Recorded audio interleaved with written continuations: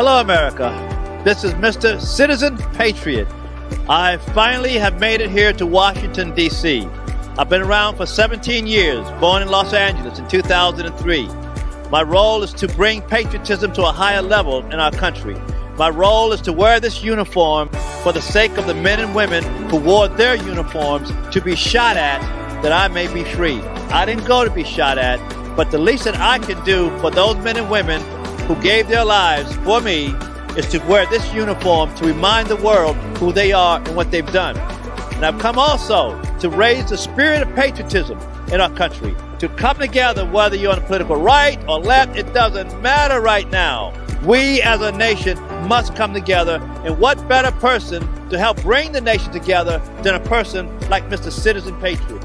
And for more information on Mr. Patriot and how to get in touch with me and participate in this new awakening of American patriotism, go to mrpatriot.us. Get involved with this new American patriotism that we're bringing to you today.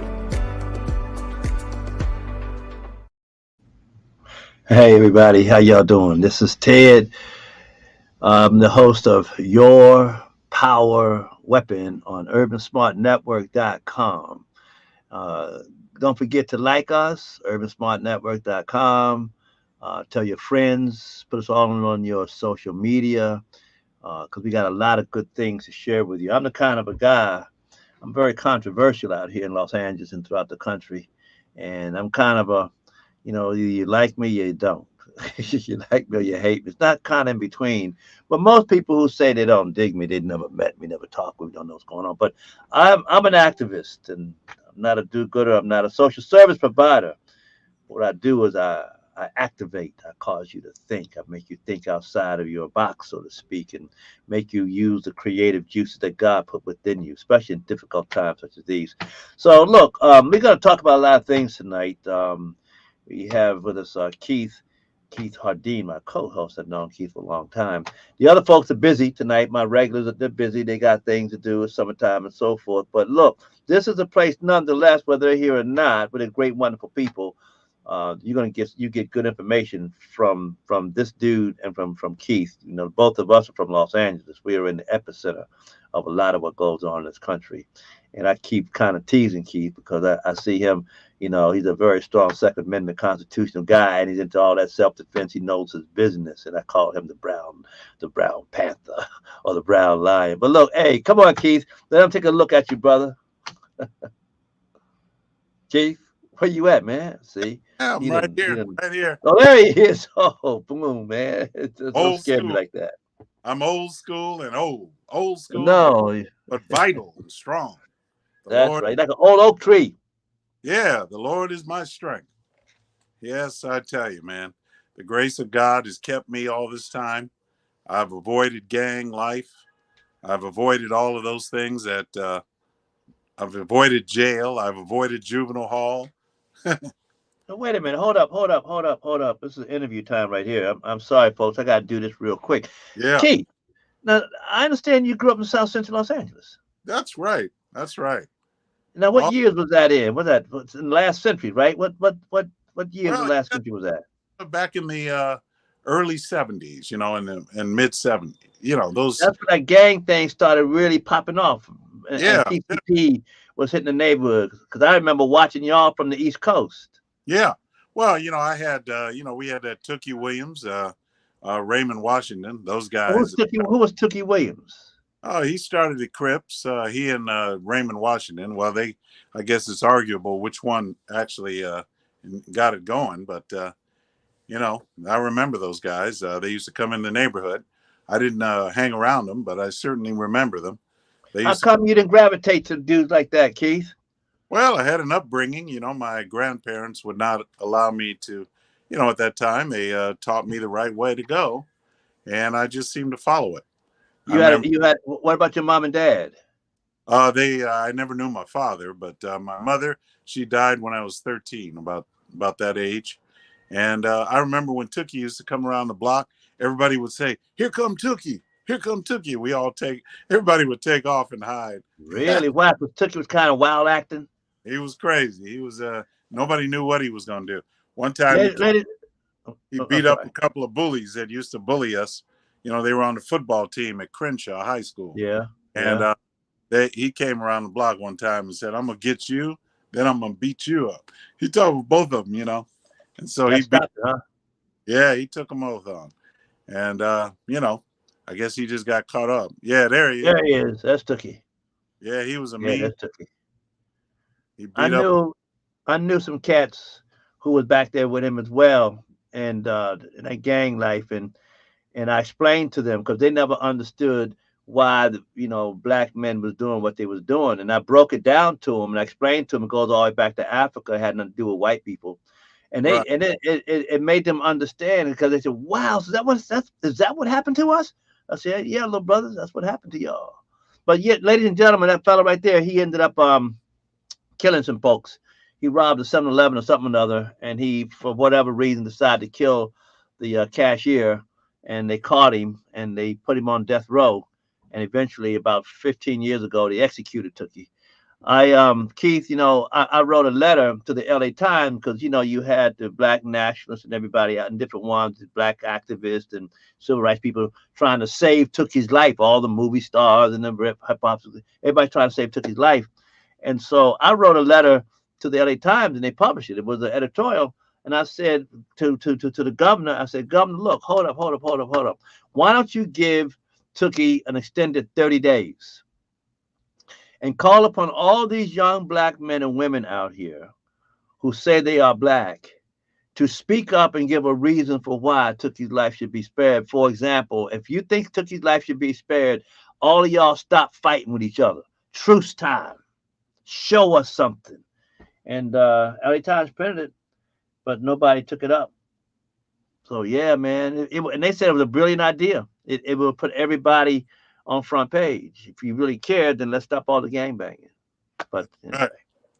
but go on, Keith. So you grew up in South Central, and you was around all that mess, and you did not get caught up in it because basically you had parents, your grandfather and your grandmother, who taught you the right principles of life.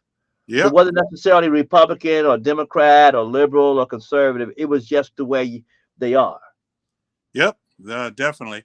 And although I knew my grandmother was a Republican, and so was her brother, you know, my uncle, and they were doing pretty well in the community. So I do know that for a fact. Most But black Republicans do well in the black community yeah, when they live there. Most of them do. I found that out yeah, until they can't stand it no more. Then they leave. yep. But I tell you, man, it was those days. Those were something else. And I knew one guy was crazy. His name was Vernon Price. The brother was he was wild. He was something, but he was one of my friends. He was a friend, and he taught me how to fight. The brother, Uh-oh. yeah, he taught me how to fight. He taught me how to be realistic in my, you know, martial arts training that we did. He taught me the way to fight. So, and he wasn't scared of nobody. He wasn't even scared of Tookie. So, Tookie that, probably scared of him. yeah, but he was a Marine later on, but he was crazy. He was wild, man. That dude wasn't scared of nobody. Well, And he, Keith, okay, so you grew up in South Central and you were able to dodge all of that, and that's yeah, pretty remarkable. That's, ladies and gentlemen, see, if y'all think the ghetto only breeds, badass people, that's not true. Very few are really badasses. Very, very few, but unfortunately, those few have a terrifying effect upon the majority because there's no real strong leadership in the community. But you see guys like Keith, Larry Elder, Ben Carson, a lot of folks, me, uh, I didn't do too good, but I didn't turn out to be a real serious thug either. But you know, well, I thank God for you, Keith, and I thank God for you for today, for now, for being oh, on your power weapon. I Y'all, do. this is Ted. This is Ted and Keith, host of Your Power Weapon, weapon in quotes, on urbansmartnetwork.com. Your Power Weapon on urbansmartnetwork.com every Monday night at 7 o'clock p.m. Pacific Coast time, 10 o'clock p.m. East Coast time. All right. The title of the show tonight, we're going two themes. They're interlocked. The title of the show tonight, the podcast, is The Republican Party and the January 6th Insurrection Hearings. The Republican Party. Are y'all paying attention to the January 6th hearing? Because I'm not. I'm not. I catch it out the corner of my eye. You know why I'm not paying any attention to it? Because you can't pay attention to almost anything that these particular Democrats have to say about anything in life. That trial is a show trial. It's a sham. It reminds people what goes on in communist, socialist, Marxist nations. It is not American. It is not American in one iota. You see. But the question is, what is insurrection? What is insurrection? See, January 6th, insurrection. What is attack on the United States Capitol? What is an insurrection? And the next question is, this thing is run by the Democrats, right? Where are the Republicans? Where are the Republicans? Are they simply waiting until 2022 to get the House flipped over and then wait until 2024 when maybe Trump or DeSantis or somebody becomes president? Is that what they're waiting for? Because if they're waiting for that, it may be too late. You know, it's one thing to actually destroy a vessel on contact. Boom, blowing it up, right? Another thing to deal that ocean-going vessel, that warship, a fatal blow. It may not sink right away, but in time, it will sink. It's like when them Gila monsters down in that island down there in South Pacific, they'll bite a bison, a buffalo on the ankle, and then back off. Because eventually, it may take a few days, eventually that buffalo will fall dead from the potency of that poison in that animal's saliva. So it is here. We cannot wait that long. Where are the Republicans, Keith? Keith, where are the Republicans on this June 16th? I know they threw a couple of them off the committee and kept a couple of them on. Talk to us, Keith. What's your view on this thing? Well, you know, I noticed that first thing I noticed is that their right hands are up and they are swearing in. I wonder if they swear. I mean, if they say, "So help me God." I don't know. Swear an oath. Well, didn't the Democrats kick God out of their party a few years ago? They officially kick him out? Yeah, they did. So I don't know if that's what they. I wish I'd have. You know, I've seen. You know, just to hear that swearing in, just what they actually say, the words that they use. I don't know. But do you think that they have a legitimate case here? No. Do you think they're doing the right thing? Nope. All this is show. All this is show so that basically they want to discredit Trump so that he doesn't run again in 24. But I hope that he does run again and kicks their ever-loving tails. Well, I mean, important. But why do you think that the Republicans, if they say it's a sham trial, why are they letting it go on? What are they? They're waiting for Donald Trump. We may be wiped out.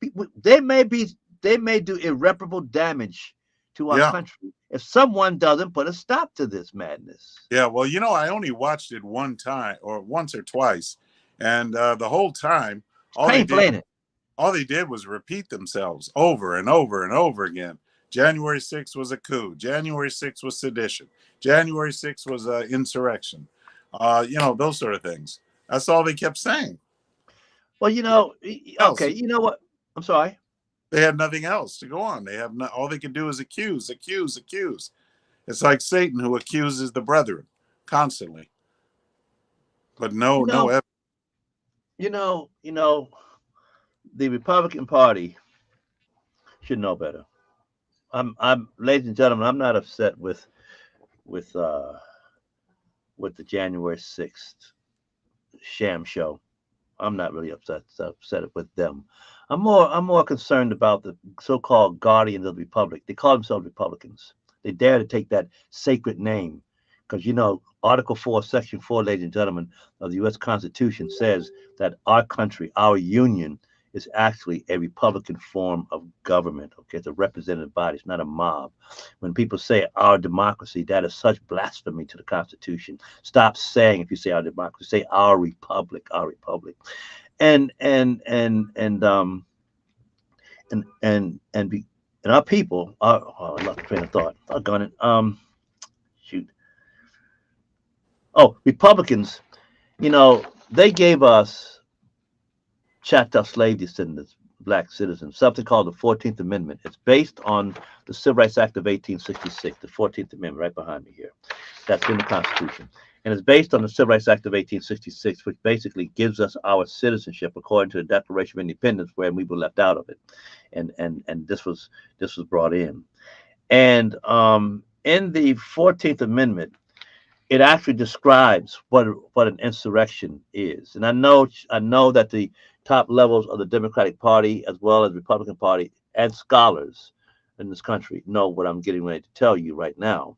And if you get a chance, you go to the 14th Amendment and you read what it means to be an insurrection. I'm going to tell you first, really quick, what an insurrection in the United States is. I can't tell you what it is in Germany or France or China or some African nation, but I can tell you what it is in the United States of America. The insurrection that's described in the 14th Amendment has to do with anybody, any government attempting to thwart or destroy or prevent the advancement of the descendants of the chattel slaves, i.e., federal black citizens of a super citizenship status. That is us. That is the people who experience chattel slavery, and it's for no one else. And this law, the 14th Amendment, was enacted after the Civil War. The Civil War of the United States of America was between Caucasian white people, all of them of immigrant heritage. In other words, they came here, their ancestors, willingly. Whether they came with the Pilgrims or whether they came in 1861, just before the wars broke out, they are part of the willing immigrant heritage. That's who they are. We are not a part of the willing immigrant heritage. We are a part of the chattel slavery heritage. The ancient African, transatlantic, American chattel slavery heritage. Whether you came on the first ship that came to Jamestown or whether you came in the last ship in the 1800s, you are a part of that heritage. And the immigrants went to war with each other. They had been at war with each other ever since 1776, when they enacted the Declaration of Independence. And when they did that, certain of the founding fathers wanted to put in there the end of chattel slavery, which they inherited from the British Empire. But the chattel slave owners, they said, primarily of the South, the Confederate, conservative, Bible-believing Christian South, said, no, that would destroy our custom and our economy, and we can't have that. So these two white people, these two immigrants, were always bickering at each other over this issue of us black people in America. You see, Abraham Lincoln correctly said that America is a nation divided against itself. People think that means between black and white people, and no, it ain't got nothing to do with no black people. We're not even in the house to be divided. We are in the slave quarters. We are property. We are an adjacent property to the house. But the people in the house was having a family squabble over our existence, and it turned into a bloody war and put 740,000 innocent, young white boys and men from the North and the South, and 30,000 young black boys and men slaughtered each other, but primarily white guys, over us. And so the victors, which were the people of the North, the Union people, the guys in the blue uniforms, if you see the documentaries, they won. These white people beat the other white people and got them up off of us. The people who were in the blue uniforms from the North, these people were Republicans, politically. Republicans. The Republicans, the same Republican Party that's here today is the same Republican Party that was then. And the other guys from whom they took us from, who held us as slaves, were Democrats. The same Democratic Party that's here today is the same Democratic Party that was there yesterday. So the guys who won the war recognized how important we are in this nation. That in fact the nation is built upon the back of our backs, our heritage back. And then that law, they point out that the only time that there is an actual American insurrection is when anybody or any institution or any state does anything to impede us, to harm us. That's an insurrection. You see, if you read, I'm gonna tell you what an insurrection was. What the real insurrection happened to Donald Trump. When Donald Trump was elected president, and before, but after he was elected president, they spied on the president of the United States. They wrote up all kinds of phony dossiers and fake news about this man's private life. They created statements that he was a white supremacist, all in the idea of taking this man down. Why did these people attack Mr. Trump in such a way that that would be considered a real insurrection? They spent almost $40 million, 3.5 years of a phony investigation of this man, spending our tax dollars to bring down America. That's what would have happened had they succeeded. It would have been an insurrection. Why would taking down Trump be an insurrection? Because this guy, who was supposed to be this asshole, who's supposed to be this racist, he used to hang out with all the Democrats, Hillary Clinton, Bill Clinton, all of them. All of Hollywood loved that blue-eyed, blonde-haired wonder boy who actually owned 2 beauty pageants and 2 successful television shows. Built his name everywhere. They knew him.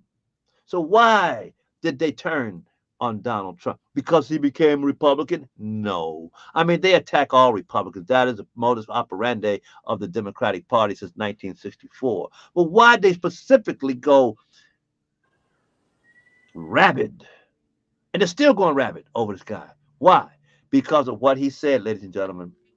He said 3 basic things that woke me up, or that awakened me to who this guy was, because I never was a Trump fan, never have been, probably never will be a Trump fan, but I like the things that resonate what he said. He said that illegal immigration, he was going to build a wall. Why? Because he wanted to stop illegal immigration. Oh, why? Well, because it hurts all American citizens, Hispanics as well, but primarily it hurts Black folks. Of course, it's not just Hispanics. There's people coming from all over the world. And the engineer just showed something. Even them cats, they love Donald Trump, man. They love, look, James Brown, Yeah. Al Sharpton, Jesse Jackson. Jesse Jackson said during this time, if it wasn't for Donald Trump's money, there'd be no civil rights movement in New York City. Whoa. Al Sharpton got money from him, James Brown. All the rappers love him. If you go and listen to all the rap music, they talk more about Donald Trump than they do about Bill Clinton or anybody else, or Obama for that matter. And so when Trump said it hurts Black people more than anybody else, that triggered the element, the racist, bigoted element of the Democratic Party that has always been there since 1865. They've been trying to either bring us under control or eliminate us. And they realized that they cannot fully control us, so they eliminated us by opening up the border and bringing a quote-unquote colored people against us who have no idea what this thing is all about. And they're taking everything, all of our rights, everything that belongs to us. You see, and Donald and they knew that if you let enough of these folks in, and after they have their babies illegally in this country and take on the 14th Amendment to make that child a citizen, eventually they become 18. And every year they say up to 60 to 67,000 Hispanic Latinos, teenagers, turned 18 years old. You know what that 18 number is? That 18 number is voting power. Voting power. And it was a Democrat strategy from decades ago. I remember this, that they planned to do diversionary anti-immigration stuff and get everybody hooped up, when actually the core of it was the 14th Amendment. Keith was there with us. We were saying it then, and we said then, and this is where Donald Trump gets it from. We said then that illegal immigration is the greatest threat to American black citizen chattel slave descendants since the Civil War. And that made a lot of people mad at me in the Hispanic Latino community. And look at that, Rosa Parks and Muhammad Ali. Now you're gonna tell me that Donald Trump is that evil that he could hide his evil racism that well? And all of a sudden, when he became a Republican and decided to run for president, he's a white supremacist? Are you kidding me? That, you know what? People who believe that and who say that stuff, apparently they are gullible and they are stupid to allow a man like that to deceive them for so long. No wonder our country then is in trouble. You see, so they was mad at Mr. Trump, and Mr. Trump, he went on further. He went on further, and he said the 14th Amendment, that amendment, that law that's meant for the black slave people, when y'all come across that border and you have a baby and you think that baby's yours based on the 14th Amendment, no, that's not true at all. That baby is still a foreigner because your mom and dad are foreigner. That 14th Amendment is specifically for the people who were brought here against their will, that they may have a super federal citizenship in order to catch up with the rest of us who came here willingly, therefore giving us a head start over these people. If you wonder why they're always leading in every negative social statistic, this is that. And they said, Trump, that's it, buddy. You just struck the heart of our movement. And then he went on to say that the Democrats are the bigots and the racists. He told historical fact. Then he went on to say, I want to be your second Abraham Lincoln. That really blew the top off of Hillary Clinton's head and the Democrats, because they know that the salvation of this nation lies upon the backs of the American Africans. Without us, there is no America. So that's why in the 14th Amendment, when you read Section 2, Section 3, and Section 4, it all talks about rebellion. It says, let me read one to you. He says, no person shall be a senator, representative of Congress, or elector of the president, vice president, hold office, civil, military, or United States, or any state who have previously taken an oath of office as a member of Congress, or as an officer of the United States, or as a member of any state legislature, or an executive or judicial officer of any state to support the Constitution of the United States, shall have engaged in insurrection or rebellion against the same.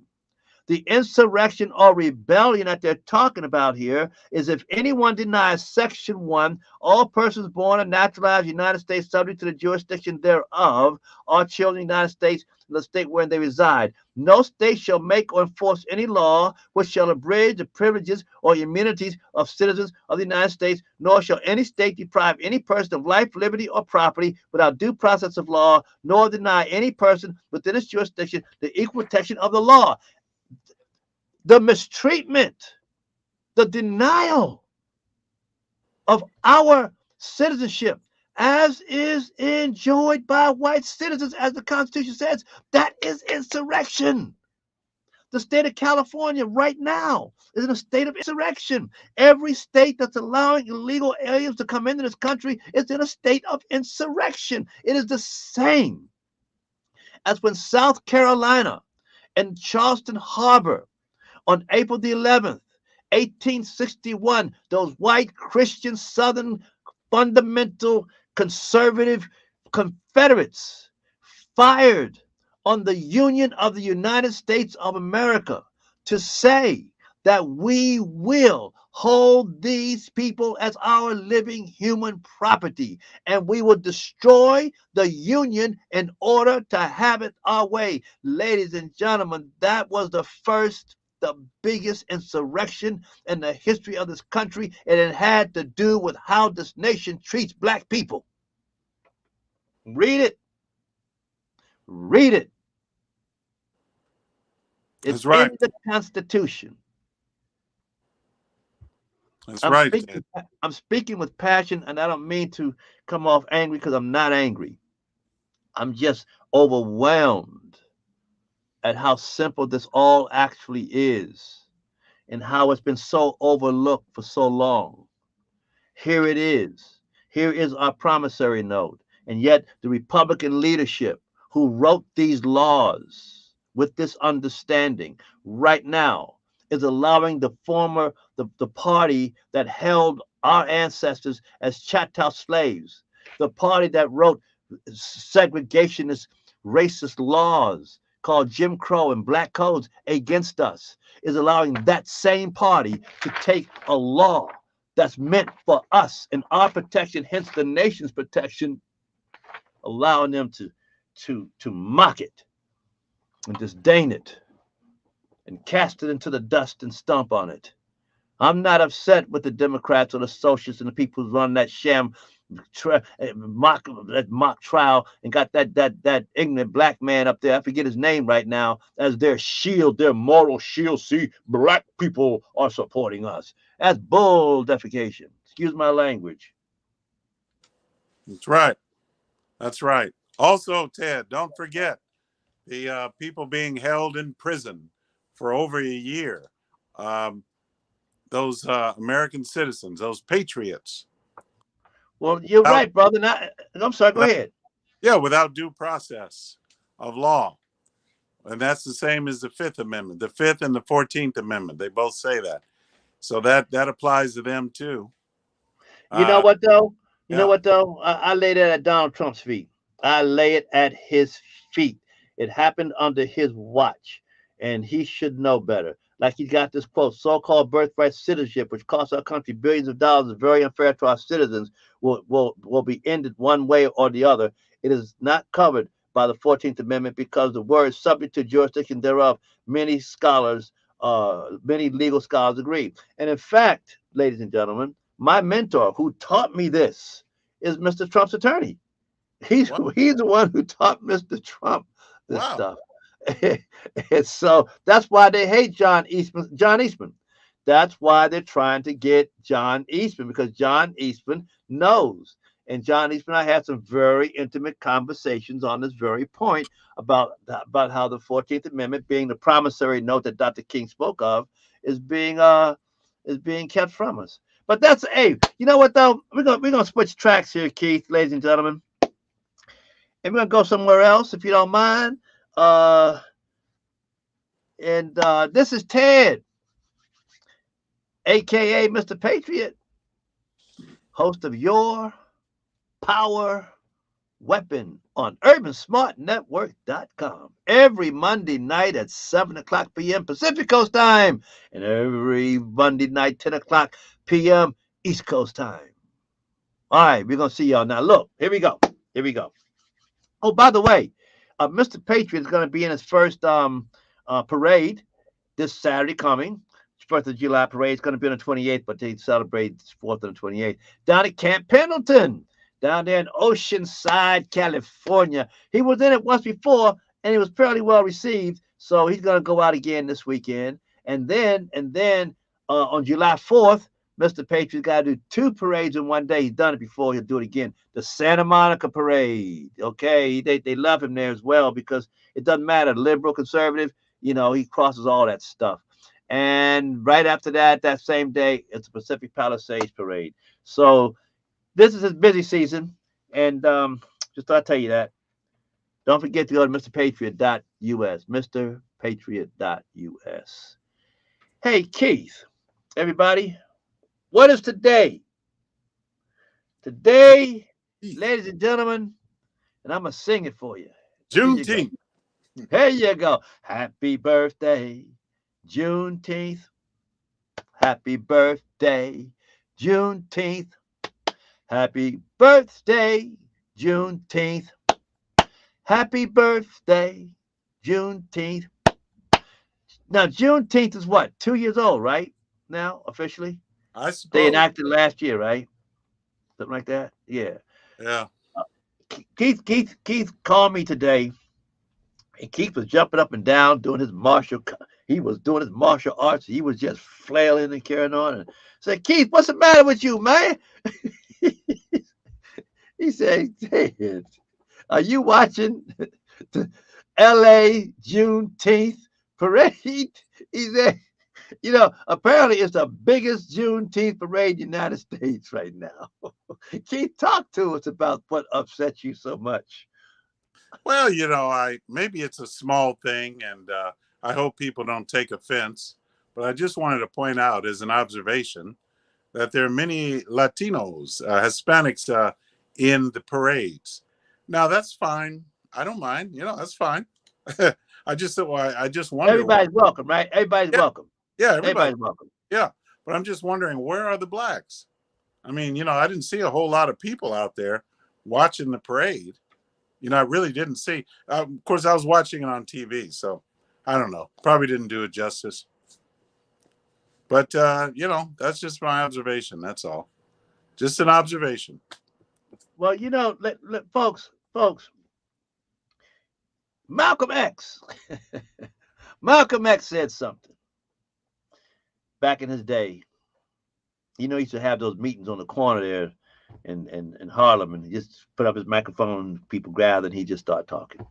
He said, Negroes, the white man has stuck a lollipop up your butts. He used other words. He said, stuck a lollipop up y'all's butts. See, in other words, he gonna appease you. Y'all start hollering about civil rights, black power, give us this, no justice, no peace. He gonna give you a lollipop straight up your butt. and when you look at the Martin Luther King holiday, what is it, ladies and gentlemen? What is it? It's a day to party. People are hollering Happy Kingdom Day. And even in Juneteenth, Juneteenth did not do any law that progressed the freedom or the advancement of the chattel slaves. Because by the time that white general with his army got to that town there and told them that slavery is over, slavery, black folks are already free. It already has started happening. In fact, it happened officially on January the 1st, 1863. Most of us know January the 1st to be New Year's Eve, New Year's Day. And I find it so ironic. Here, the most important yet living document to our existence as a people and to our fate and destiny in this nation, we don't even acknowledge it. We don't know what it is. You ask the average chattel slave descendant, what is January 1st mean to you, 1863? They don't have a clue. Do a survey sometime on your own and give me a call. Text me, email me, ted@ted.us, and let me know what you find out. And you can ask a lot of people, a lot of black scholars, the same thing. And the question is, if the Civil Rights Act, if the Emancipation Proclamation signed by Abraham Lincoln, if that is what it is, we should have had an Emancipation Proclamation Day national holiday long ago, black people. But you know what? We have a tendency, we can't help it. I'm not criticizing us. I'm just critiquing and analyzing our state of affairs. We have this wound. We have a double wound, folks, a double emotional, psychological, and subsequently affecting our intellectual capacity. Wound. The first wound was in Africa that we inflicted upon ourselves while we were over there gang banging and warring and sending each other into slavery, just as our descendant children are doing today throughout our urban centers. It was the same kind of spirit. That's one wound. And on top of that wound came the wound of chattel slavery for 245 years. So we were denied the right to read. It was illegal for us to be literate. If you were literate, you better not let the white man know that you were literate, because that could mean your life. So education was suppressed in our psyche, suppressed in our desire. There was different ones, yes, always seeking education. My mom and dad did push at me and so forth. But overall, It's not there. And so subsequently, our people had to rely on our senses, had to rely on what we heard, what we saw, what we felt, very emotionally responsive to what was happening to us. And And so Ted, subsequently, we just don't know hmm how and to choose the right thing. I'm sorry, Keith, go ahead. yeah, I wanted to also, if Smoke could put it up, I don't know if it's. I would like to see the text. I want to show you something in the text of the word blacks. I can paraphrase. You know, where the blacks. Remember, I mentioned to you that Abraham Lincoln was saying that blacks ought to behave themselves. In essence, Oh, that's the Emancipation Proclamation. that's right. If we can put it up, but it's they must behave themselves, except it. You know, we're talking about when self-defense is necessary. They can they exercise that right in a lawful way, but they must behave themselves, and it's their obligation not to commit violence against each other. But yet we have not fulfilled that promise as a Well, people. that's kind of well, it's an interesting critique, There it but is. the gun laws initially in this country was against us black men having weapons. They did not want us to use them against white men. Of course. But now when you think about it, maybe that might have been the best thing for us because we use the gun on each other far more than what the white man uses the gun on us. Amen. And I don't even, that's a sad commentary. But let me read that part to you, ladies and gentlemen, that Keith was talking about. He says, he says, um, I hereby enjoin the people so declared to be free to abstain from all violence unless in necessary self defense. You see, and that is still viable to this very day. But maybe, as I said before, it may be unfortunate that we do have guns because apparently we don't know how to use those guns other than using them primarily on ourselves. yeah. I find that very interesting. It's fascinating that he would say abstain from violence Yeah, except in necessary self-defense. yeah. So that But means so he's acknowledging the right to self-defense among black people. of course, of course. Well, you got to defend yourself. You got to Yeah. defend yourself. So we're in the wild, wild west. So personally, I don't deal with the gun thing myself. But those who do, that is your prerogative, and I'll support you 100% because if it jumps off, I'm gonna hide behind y'all. And I wanted to add also, I'm gonna hide behind you, Keith. yeah, well, I wanted to add that it's not just talking about guns. I mean, it doesn't say, he's not saying guns. He doesn't even use the word guns or fire. It's arms. It's arms, arms, Yes, arms, arms, arms. right. But the topic of discussion in the nation on the right and left is Right. guns. It Well, yeah. should be also what you call judicals. What do you call those things? Uh, Judicals? ju- Judicals you use, implements that you use like pencils and oh, yeah. things. Those are tactical pins. They're called improvised weapons. You know, No, you use another word called Kubatons. croutons. Yeah, Yeah, Kubaton. croutons. Kubaton. Not okay, Baton. croutons. Yeah, Yeah, like a croutons. Yeah, baton, like a yeah, baton. yeah, Kubaton. Yeah, so those are what we use for correction. It's like a correction rod. It's yeah. an attitude adjuster. The attitude adjuster, equalizer. Yeah, that's all. Yeah, okay. It's But none. or, Go ahead. they're also called force amplifiers. So when you strike with the hand, if you have a pin, if you have a metal object or a stick in your hand, you strike with that stick, it adds more force to your blow. It's kind of like brass knuckles, but it's not a brass knuckle. That makes sense? Yeah, makes a lot of sense. A lot of sense. You know, my weapon is my feet. ah, That means I'm running. Feet don't you, fail me now. I want to go back yeah. real quick here to Sure. this business on the insurrection.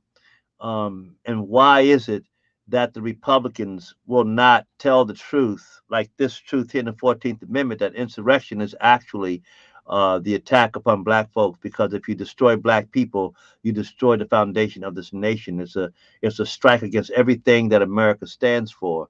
So that in this country is an insurrection, and they tried to overthrow Donald Trump because Donald Trump is trying to live up to the 14th Amendment and everything else that applies to us as the Choctaw slave descendants, not so much because we're black, once again, not because we're black, but because of the way in which we were brought into this country against our will by people who came to this country willingly. And here today is results of it.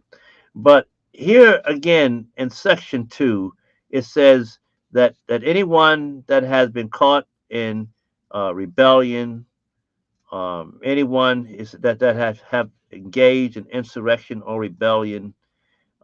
Again, it says that insurrection or rebellion, and it tells the South who wanted reparations for their loss in the war. They said if you were part of the insurrection or rebellion, you cannot be compensated. And the question again is, why don't the Republicans stand up? I'm gonna tell you why, ladies and gentlemen. I'm gonna tell you why. It's a travesty, and God willing, it's gonna change. But the Republicans believe that the leadership believe that black people in this country are a lost cause. I'm not talking about black people from Africa or the Caribbean. I'm talking about the descendants of the Choctaw slaves, that we're a lost cause, that we are irredeemable, we cannot survive. And we're going to bring the nation down if something isn't done about us pretty rapidly. When I talked with some high ups in Congress about this, they admitted to me that they did not want to put a lot of money and time into black issues in America, even too many black candidates, because they do not want to arouse the interest of black people to want to come home to the house that was built for them, called republicanism, right? And so to keep us from coming home, they ignore us, and they're afraid. They told me that they do not want to stir up controversy with the Hispanic Latino population, because there are far more of them, or becoming more of them than we are. They're having more babies than we are. Their death rate and abortion rate is not as high as ours. We're losing our properties. We're losing our inner cities. We're losing our neighborhoods, our communities. Leimert Park is no longer a black neighborhood. The black community is now Skid Row. That's where most of us are, at the very bottom. We have the highest rate of homicide of any other ethnic group. We're the number one population in homelessness in every possible way, and it's destroying us. And the Republicans don't want to have to deal with that, and they're afraid that if they work with us, it'll scare the Hispanic Latino vote away from the Republican vote. Well, here's a twist, y'all. Recently, since this last round of elections here, apparently our brothers and sisters in the Hispanic Latino community are leaving the Democratic Party. I mean, Joe Biden's ratings among the Hispanic Latino community is something like around maybe 19, 20%, something like 27%, some weird, astonishing number. And of course, he's dropping off with black folks too, but primarily Hispanic Latinos. And they want to become Republicans. Now, wait a minute. We're happy about that, absolutely, that they're escaping the Democrat plantation too. But wait a minute. The Republicans, the Democrats don't want us. Obviously, they don't really care about us. We can't get no reprieve from them.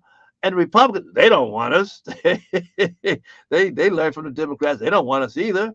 And so, wait a minute now.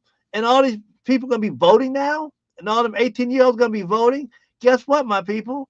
We are about to become politically inconsequential in American politics. Yeah, especially in the inner city. And when you see a black parade called Juneteenth, and you see more non-black people involved and I believe it's controlled by the Korean community, it controlled by other people than ourselves. That's not an indictment against them. One is an indictment against us, as black citizens. Two, as an indictment against the Republican Party for not being the leaders in this matter that they should have been. They should have been leading the charge that the Emancipation Proclamation, that should be the national day and not June party 10th. But you see, the lollipop principle, you know, and the other night in Washington, D.C., in the capital of our nation, our great proud nation, we had a Juneteenth celebration, tens of thousands of people out there. And ladies and gentlemen, a young black man got shot dead, 3 other people wounded. And this is all black people. I think the police was black even. And the world, the non-black American world, even Africans are scratching their heads saying, what's wrong with them people? And I always say, I'll tell you what's wrong with them people. What's wrong with them people is the same thing be wrong with your people. If your people went through 403 years of dehumanizing chattel slavery, combined with 100 years of Jim Crow laws and KKK terrorism, your people would act the same way, if not worse. It's a miracle that we are still here. It's a miracle that we still believe in God and Lord Jesus. But that's the case, man. That's the insurrection is about us. It's not about hating Donald Trump. It's about us. This whole thing is. And well, you know, everything, this constant demonizing of a gun, of a weapon, a tool that is used for self-defense. That is the purpose, design of a gun. Well, again, though, it's not. You're right. It's not the gun. The gun didn't do it. The human being did it. Whatever it is, the human being did it. And I guarantee you, I can't guarantee nothing, but really, that young man that pulled the trigger and all that stuff going on. Again, it's a reaction from 403 years of unrequited injustice. And I want to make it very clear before we leave the broadcast tonight, though we brought up the Hispanic Latino community. Excuse me, that was nothing about being disparaging toward my Hispanic Latino brothers. If you read my material, if you know me, you'll find I'm probably the best friend that the Hispanic Latinos have ever had. That's right. I'm just trying to state the facts that this is what we see. Yes. And of course, now we see people from all over the world. We've been saying that from the beginning. But they don't understand, the innocent people doing this, they don't understand that they're killing us black folks. They're killing the foundation upon which they want to stand. And they don't realize that if we are destroyed, if we are eliminated, they are going to go down with us because God will chastise this nation woefully. So anyway, we'll be back again next week dealing with this topic, this January 6th insurrection. That sham trial is an insurrection in and of itself. And we'll see what the future holds. We got the 4th of July coming up. Keith, want to say a last word before we go? Well, just very disappointed in Liz Cheney, Cornyn, and people like Lindsey Graham, all these people that proclaim to be Republicans. And it's just like you say, Ted, the Republicans got to get it together. And in closing, folks, you do your own survey. I'm telling you, 98 to 99% of the American people who call themselves Republicans, party-wise, they are not. They are not. Because they don't know what the 14th Amendment is. They don't know the 1854-56 mission is. They don't know about the 13th, the 14th, the 15th, the Civil Rights Act of 1866. They don't know what the American dream and experiment really is. Okay? They're not Republicans. Thank you. This is Ted Keith Hardin, host of Your Power Weapon. We will see you on Urban Smart Network next Monday night. Blessings, y'all. Good night.